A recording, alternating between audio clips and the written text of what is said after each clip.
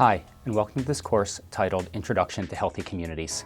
I'm Matt Ramey, Principal and Founder of Ramey & Associates. We're a firm specializing in planning, public health, and sustainability and based in Berkeley, California. We work with communities all across the country to create sustainable, healthier, and equitable futures for their communities. This is the first in a series on creating healthy communities. Did you know that where you live can have an impact on how long you live?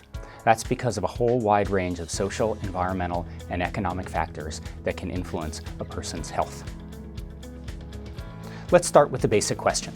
What is health? What does public health mean?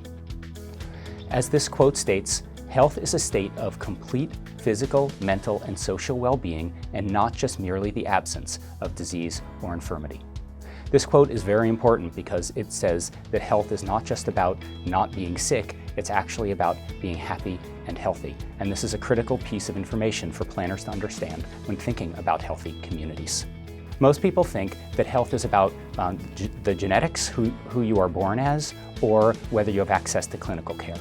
And while these factors are important and account for 40 to 50% of an individual's health, there are also many other factors that influence the health of an individual. Let's dig a little deeper, and there are many factors that influence an individual's health. At the center of the circle, you have the individual characteristics, age, sex, and genetics. Moving out from there are lifestyle choices. Does someone smoke? Do they drink alcohol? Then you have the activities and whether someone lives an active lifestyle or not.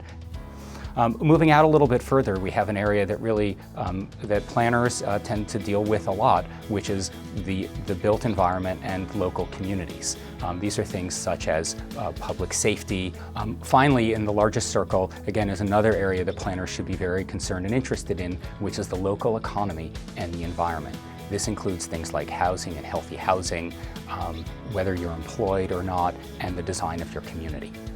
Let's talk about what is a healthy community.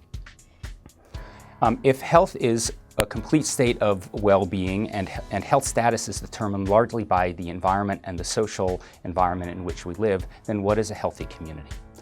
There are many definitions, but I like this one by the California Planning Roundtable. This definition states that a healthy community is one that strives to meet the basic needs of all residents, is guided by health equity principles in the decision-making process. It empowers organizations and individuals through collaboration, civic and cultural engagement for the creation of safe and sustainable communities.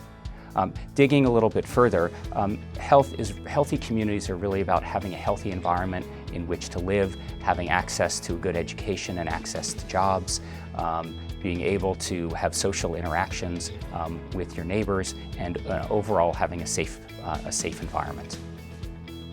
Then we must next ask the question, as planners, of how healthy are our communities, and are we actually, and have we been creating communities over the last few generations that are healthy or not?